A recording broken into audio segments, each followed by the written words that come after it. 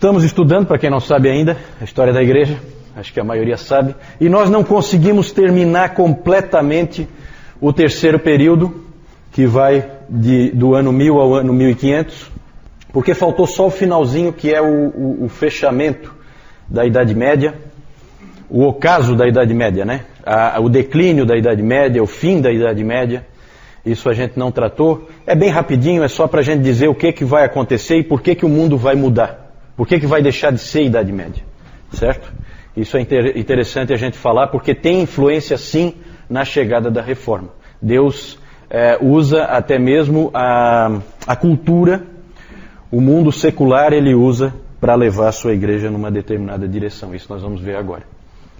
Então, vamos tratar disso primeiro, depois a gente passa para a última parte, então, dos últimos 500 anos. Vamos falar do ocaso da Idade Média.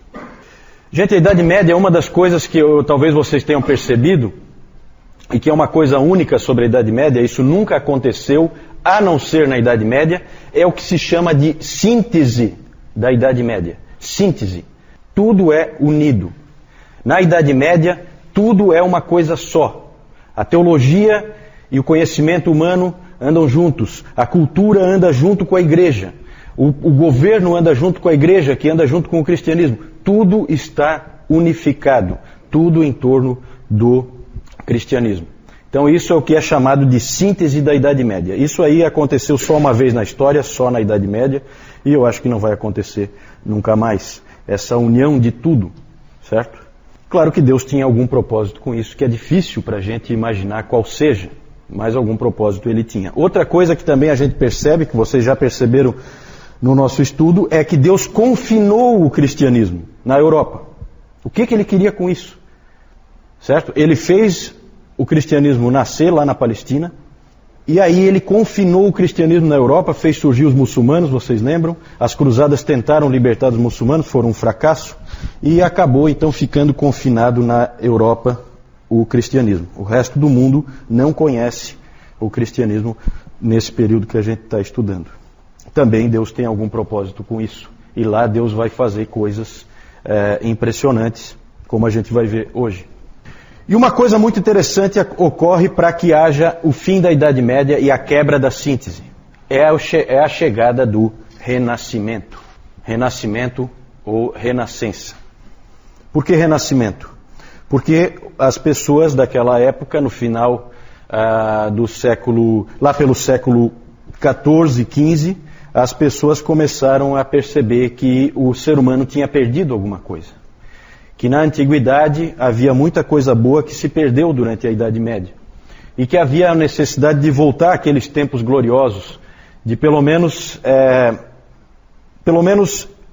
resgatar alguma coisa daquilo que a humanidade tinha conquistado naquele período que antecedeu a Idade Média, o período do Império Grego, do Império Romano, e toda a produção da filosofia, todas essas coisas que a gente sabe que existiam antes da Idade Média.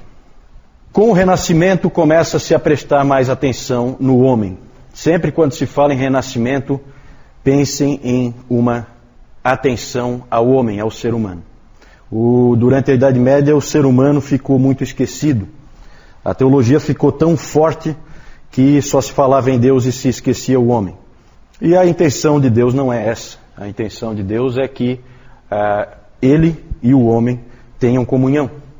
Foi para isso que Ele criou esse lugar aqui e colocou o homem como Senhor sobre a sua criação. Na teologia começam a surgir nomes que a gente não vai estudar, mas que eu vou citar só para que não fique em branco. Nomes como Guilherme de Ockham, nomes como Gabriel Biel. Esses homens, eles começaram a prestar mais atenção aos indivíduos, menos nas generalizações e mais nos indivíduos. A teologia escolástica sempre se preocupava muito com generalizações. Essa época da Renascença, nós já vimos isso no domingo passado, era uma época de crise na igreja, certo? Nós vimos que houve lá o cativeiro babilônico da igreja, em que o Papa foi para Avignon e era controlado pelo rei da França. Nós vimos que chegou a ter 2 papas, nós vimos que chegou a ter 3 papas, nós vimos o baixo nível moral, teológico, o baixo nível em todos os sentidos do papado e de toda a estrutura da igreja. Então era um momento de igreja em crise, muitos absurdos acontecendo. se dizia que havia falha em reformar a cabeça e os membros. Então havia uma preocupação muito grande em reforma, porque a igreja estava totalmente destruída. É como uma casa caindo aos pedaços, que você vê que há necessidade de uma reforma, mas que às vezes está tão mal que você não sabe nem como fazer essa reforma. E era mais ou menos assim que a igreja estava. As pessoas sabiam que precisava de reforma na cabeça e nos membros, ou seja, no clero, na liderança e também nas pessoas que faziam parte da igreja. A vida diária era uma vida terrível. O século XIV era um século terrível. As pessoas viviam em meio a guerras, como a Guerra dos 100 Anos entre Inglaterra e França, viviam em meio à peste, né? É a era das pestes, que vocês já devem ter visto em filmes, as pessoas morrendo. Na peste negra morreu metade da população da Europa. E o Stephen Osment, ele disse o seguinte: como nunca antes, nem mesmo durante o colapso do Império Romano, o povo ocidental andava pelo vale da sombra da morte. É uma época de desespero, é uma época em que você não tem perspectiva nenhuma de vida, uma época realmente muito ruim, período terrível, e a vida não fazia nenhum sentido. E ali, nesse contexto, então, surgiu o Renascimento. Ele começou na Itália, no século XIV, se fortaleceu no século XV e foi para o norte, mais ao norte da Itália, no século XVI. Exatamente mais ao norte da Itália e no século XVI que nós vamos ter a Reforma. Então o Renascimento ele tem ligação com a Reforma e nós vamos ver isso com bastante clareza hoje. No movimento do Renascimento, então, aquela vontade de voltar a épocas mais gloriosas, a épocas em que houve uma preocupação maior com as pessoas, então surgiu esse slogan que eu coloquei aí, ad fontes. Os intelectuais começaram a dizer, nós temos que voltar às fontes, nós temos que voltar ao conhecimento antigo. E aí houve novamente um interesse pelos escritos dos antigos, pelos escritos de Homero, pelos escritos de Platão, pelos escritos de Aristóteles, pela própria Bíblia, pelos manuscritos da Bíblia, os mais antigos, um desejo de voltar às fontes originais. Aí, com isso, se fortaleceu o estudo das línguas, se fortaleceu o estudo das literaturas, e aí surgiram os humanistas. Depois nós vamos falar um pouquinho mais dos humanistas, certo? Humanistas, depois eu vou explicar melhor, não tem o mesmo sentido que tem para nós hoje, certo? Hoje para nós tem uma conotação negativa, não é esse sentido o que havia naquela época. Também passou a haver um interesse maior na retórica, na beleza da linguagem, de novo um interesse em escrever de uma maneira mais bonita, mais atraente, não aquela coisa morta do escolasticismo que nós vimos no domingo passado.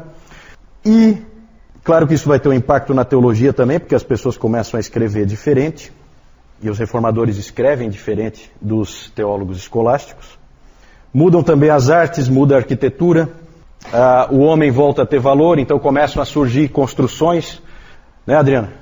Começam a surgir nessa época construções com proporções humanas, então você começa a ver capelas com alturas mais adequadas ao ser humano, certo? Porque antes disso, na Idade Média, se fazia catedrais gigantescas em que o pé direito era absurdo, como dá para ver ainda hoje, para dar aquela ideia de que ali é um lugar em que Deus está, então é colocado bem lá em cima. Isso mudou, houve transformação nas artes, houve transformação na arquitetura. Depois vou mostrar alguns exemplos para vocês.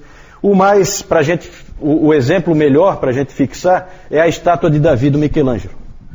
Porque o que o Michelangelo fez quando ele fez aquela estátua de Davi? Ele fez um homem com uma cabeça e mãos desproporcionais. Claramente desproporcionais. Isso é proposital. Certo? Por quê? Porque ali há o quê? A valorização, novamente, do ser humano. No seu intelecto e na sua capacidade de produzir. Certo? Não pensemos, como algumas pessoas pensam, que os humanistas e que o renascentismo era anti-Deus. Ele não é anti-Deus. Ele é a favor do homem. Ele não é contra Deus. Certo? Algumas pessoas elas confundem o renascimento com o iluminismo. O iluminismo, esse sim, esse a gente pode dizer que foi um movimento contra Deus. O renascimento, não. Vamos ver aí algumas ilustrações. Na Idade Média, por causa do clima que as pessoas tinham, a arte era comumente era assim, ó. Muitos esqueletos, era comum ter a dança da morte. Por quê? Porque era a época da peste. Ali uma foice, né, para ceifar vidas. Então só pela arte você já tem uma ideia de qual era o clima dessa época, antes de vir o Renascimento. Com o Renascimento muda bastante. Tenho aí, eu não entendo de arte, mas a gente conhece, né, algumas obras renascentistas. Ali em cima então o Michelangelo, né, uma figura dele aí. Ali é o que eu falei no domingo passado, né, que o Michelangelo, quando pintou isso aqui na Capela Sistina, que é a pintura do julgamento final, o único livro que ele tinha com ele era os sermões do Savonarola. Então se diz que essa pintura é uma pintura com influência de Savonarola. Ali é interessante, não dá para vocês verem aí, mas sempre tem esses fatos pitorescos, né? Aqui embaixo é São Bartolomeu, e ele está segurando a faca com a qual ele foi martirizado, e na outra mão, aqui no colo dele, ele está segurando a pele dele, que foi arrancada dele, e o Michelangelo colocou a cara dele na pele ali. Então os artistas faziam esse tipo de coisa, né? É interessante. Aqui então a estátua de Davi. Eu tinha uma foto melhor, mas essa aqui é interessante. Ah, não deu para ver, né? Que pena. Aqui no cantinho, acabou meio coberto ali. Aqui no cantinho tem a cabeça de uma pessoa. Só para vocês terem uma ideia da proporção. Aqui só aparece a cabeça dela. Para vocês terem uma ideia da proporção, é enorme essa estátua gigantesca. E vocês veem que a cabeça dele e as mãos são desproporcionais em relação ao corpo. Bem maiores, bem fora de proporção. Isso é proposital. Claro que quando se fala em Renascença não se pode nunca deixar de falar de Leonardo da Vinci. E aí vocês veem de novo a valorização do ser humano. O homem como é que é o nome desse homem aí que me ajuda? Vitruviano. Obrigado. O homem vitruviano, exatamente. Porque ele usou nesse homem aqui, o Da Vinci, ele usou as proporções que o Vitrúvio tinha dito como as ideais do ser humano, né? A Mona Lisa, que todo mundo conhece, o quadro da Última Ceia, né? Nessa época, só para vocês terem uma ideia do impacto dessa época, com a Renascença começa-se a pintar as pessoas como elas são. Isso não acontecia antes. As pessoas passaram a ser retratadas. Então hoje quando a gente tem a fotografia em que a gente vê como uma pessoa era, a gente tem muito a dever para a Renascença, porque na Renascença surgiu essa ideia, não, vou pintar o indivíduo como ele realmente é. E aí ele fica ali e tal, o pintor vai e pinta como ele é. Então daqui para frente as figuras que a gente vê são como a pessoa era realmente, diferente das figuras que a gente viu até agora, que eram mera imaginação, né? Então é isso. O Renascimento é importante, nós vamos voltar um pouco nele, agora quando a gente vai falar da Reforma e da Igreja Moderna.